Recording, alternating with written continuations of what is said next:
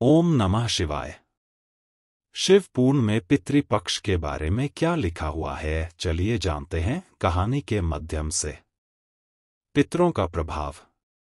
भीष्म पितामह बोले, हे मार्कंडेय जी, आगे की कथा भी मुझ पर कृपा करके मुझे सुनाइए। तब उनकी जिज्ञासा शांत करने के लिए मार्कंडेय जी बोले, तब उन सालों पक्षियों ने खाना पीना सब छोड़ दिया।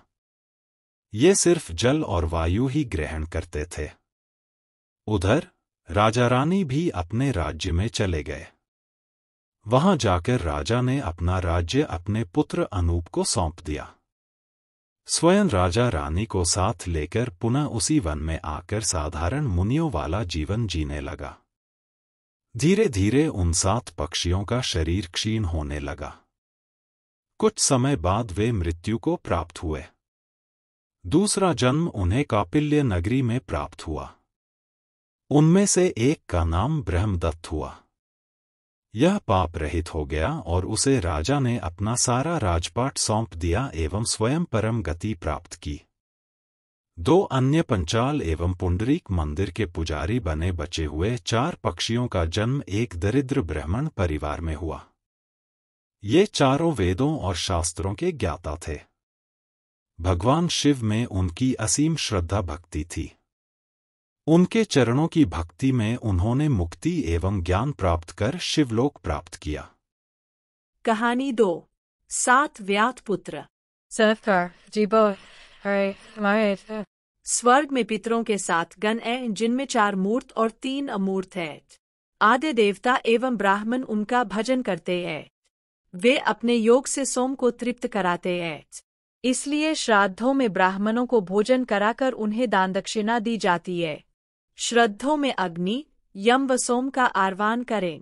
जो मनुष्य श्राद्धों में पितृ तृप्ति करते हैं, उन्हें प्रसन्न होकर पितर पुष्टि, आरोग्य एवं वृद्धि प्रदान करते हैं।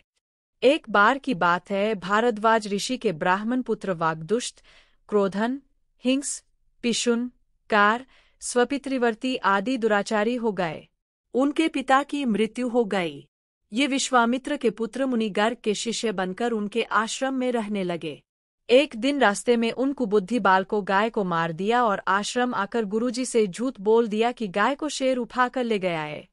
इस कारण उन्हें गौहत्या का पाप लगा और उनका जन्म एक लुब्धक के घर में हुआ। ये वन वन फिरते रहे। ज्ञान प्राप्त होने पर उन्होंने तपस्वियों के यहाँ भोजन करके प्राणों को त्याग दिया। तत्पश्चात उन्होंने चक्रवाक्योनि में जन्म पाया। पक्षी योनि में नीपदेश के राजा और रानी के सुखी जीवन को देखकर उन्होंने विचार किया कि जरूर पुण्य कर्म किए होंगे, जिसके कारण उन्हें सुख और सौभाग्य की प्राप्ति हुई। तभी वहां पर सुमना पक्षी आया और प्रसन्न होकर बोला, हे पक्षियों, अगली योनि में तुम कौपिल्य नगरी के राजा बनोगे। तब तुम्हारा शाप निवृत्त हो जाएगा। तुम्हें ये सब पितरों की कृपा से प्राप्त होगा, क्योंकि तुमने गोप्रोक्षण करके उसे पितरों को भी अर्पित किया था। कहानी 3। श्राद्ध, कल्प व पितरों का प्रभाव। शौनक जी बोले, हे सूत जी, सूर्य देवता को श्राद्ध देवता की संज्ञा कब और क्यों दी गई? साथ ही यह बताइए कि श्राद्ध का क्या महात्म्य है एवं उसका क्या फल होता है। शौनक जी के प्रश्न का उत्तर देते हुए सूत जी बोले, हे मुनिवर, जो पुरुष पिता पितामह और प्रपितामह का नित्य श्राद्ध करते हैं, उन्हें धर्म एवं शुभ सम्मान की प्राप्ति होती है। एक बार युधिष्ठिर ने भीष्म पितामह से पूछा, पितामह, पितरों को श्राद्ध कैसे प्राप्त होते हैं? अपने कर्मों द्वारा कुछ लोग स्वर्ग जाते हैं तो कुछ नरक। मैंने यह भी सुना है कि देवता भी अपने पितरों का श्राद्ध करते हैं। क्या यह सच है? युधिष्ठिर के वचन सुनकर भीष्म पितामह बोले, पुत्र, एक दिन मैंने अपने पिताजी को पिंडदान किया तो वे सामने प्रकट हो गए और कहने लगे कि पिंड को मेरे हाथ पर रख दो, परंतु मैंने उसे कुश पर रख दिया। यह देखकर वे बोले, पुत्र, तुम बहुत धर्मज्ञ हो। तुम पर प्रसन्न होकर मैं तुम्हें इच्छा मृत्यु का वरदान देता हूँ। तुम्हें तुम्हारी इच्छा के विरुद्ध कोई मार नहीं सकेगा। अपने पिता से वरदान पाकर मैं प्रसन्न हुआ और मैंने उनसे एक प्रश्न किया कि मुझे पितृकल्प के विषय में बताइए। यह सुनकर वे बोले, पुत्र, यही प्रश्न मैंने भी ऋषि मार्कंडेय से पूछा था।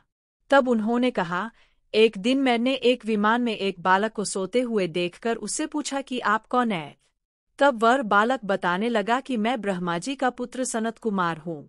7 ऋषि मेरे भाई हैं। तुमने मेरे दर्शनों के लिए ही तपस्या की थी।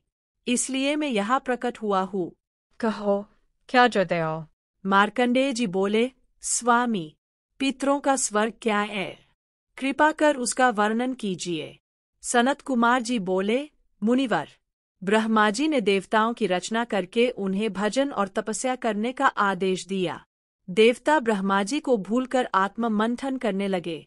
इस कारण रुष्ट होकर ब्रह्मा जी ने उन्हें संज्ञाहीन और मूढ़ होने का शाप दे दिया।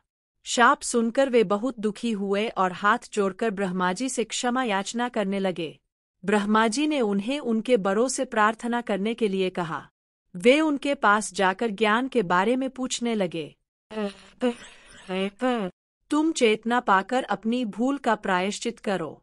उनकी बात सुनकर देवता पुनर्ब्रह्मा जी की शरण में गए और पूछने लगे कि आप हमें बताइए कि उन्होंने हमें पुत्रक क्यों कहा। तब ब्रह्मा जी बोले, वे देवो, तुम्हें पुत्रक कहने वाले देव तुम्हारे पितर होंगे।